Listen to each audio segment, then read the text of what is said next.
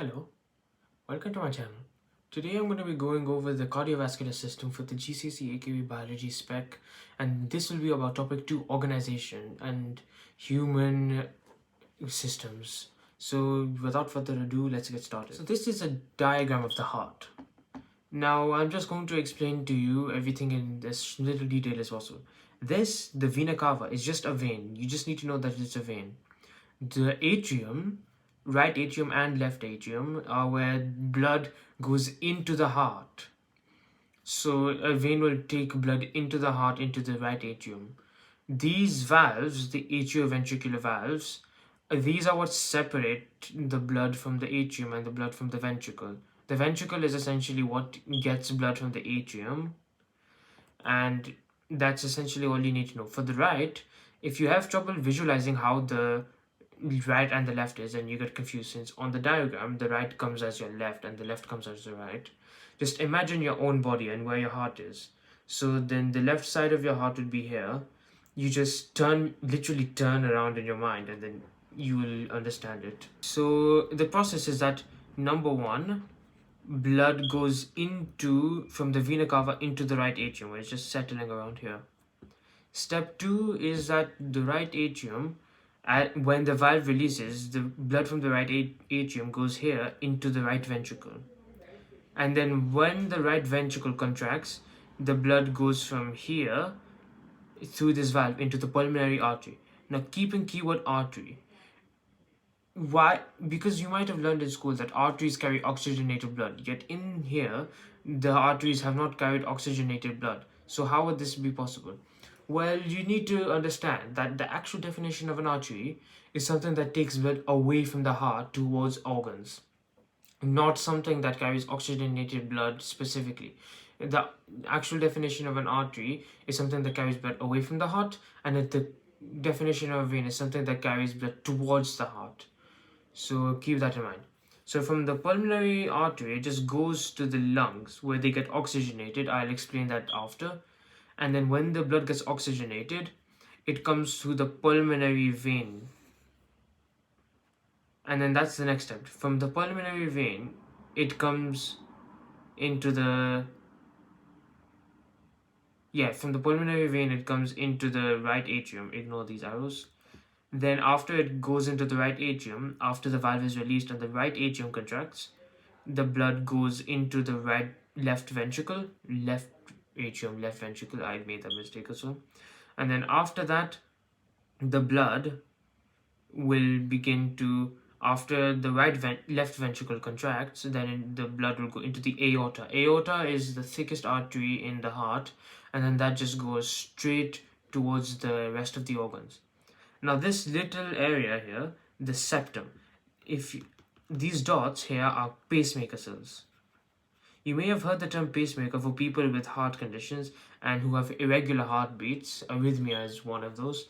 And then these pacemaker cells are actually what give the electrical signals for the heart to continuously pump. So these pacemaker cells might send electrical signals once every 3 seconds in order for your heart to beat. If you have that low, then you're dead.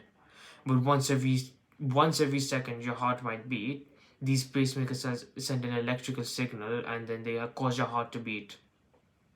And then these pacemaker cells are located in the septum, which is essentially just a wall of muscle that is between the heart. So that's pretty much everything you need to know about the heart for now. Okay, so next you're going to need to know about the blood vessels. In the blood vessels, there are three types to remember: arteries, capillaries, and veins. In that order, arteries turn into capillaries, and then capillaries turn into veins. So the artery has a small lumen. Lumen is essentially like the hole in a tunnel where the liquid is allowed to pass through. So you have this, for example, liquid can only go through here and they cannot go through anywhere else.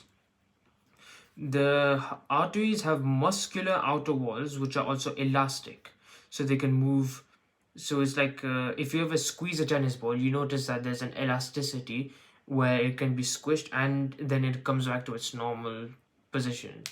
And then this muscularity allows the blood to be pumped at a really high pressure, And then this is important because the heart pumps at a really high pressure in order for blood to be able to reach all the organs as fast as possible.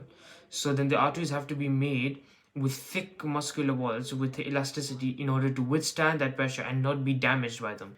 Next, you need to know that from A to B, as it's labeled, capillaries. Capillaries are one cell thick. With capillaries being one cell thick, this allows substances to diffuse easily between the two since the diffusion pathway is reduced.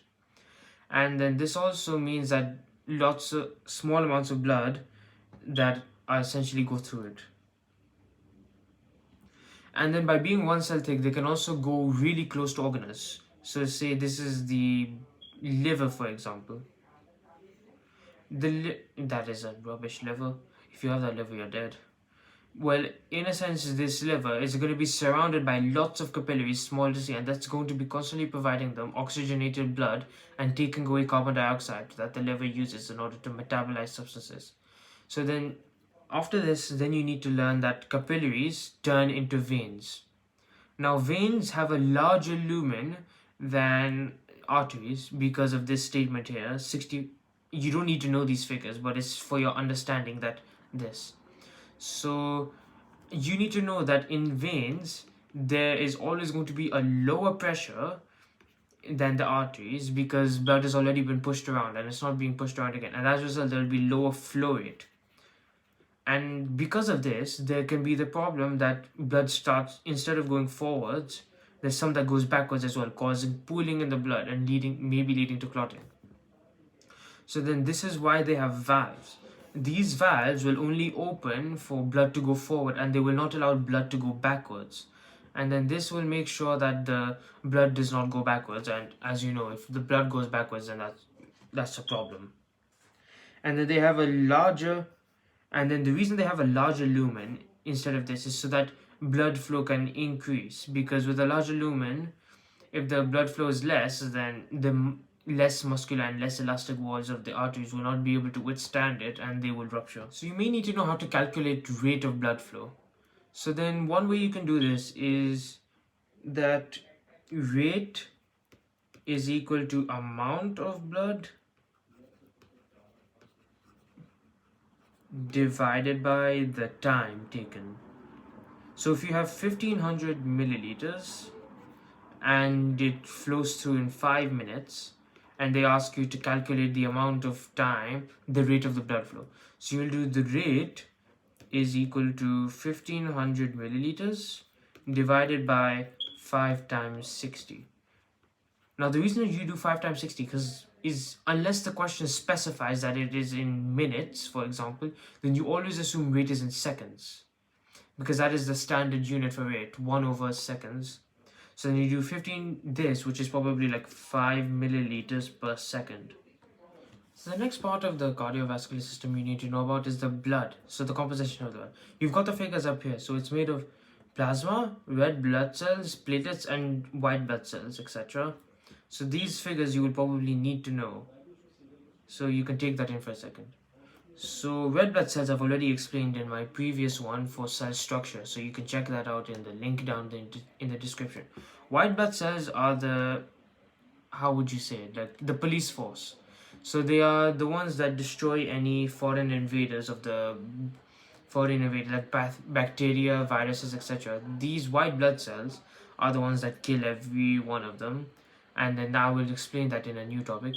Plasma is where most of the substances diffuse. It's like carbon dioxide, urea,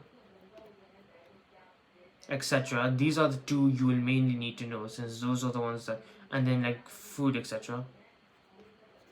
Platelets, these things are like small fragments of cell. This is a pale yellow liquid, by the way, if you didn't know. But platelets are small fragments of cell that help in the clotting factor.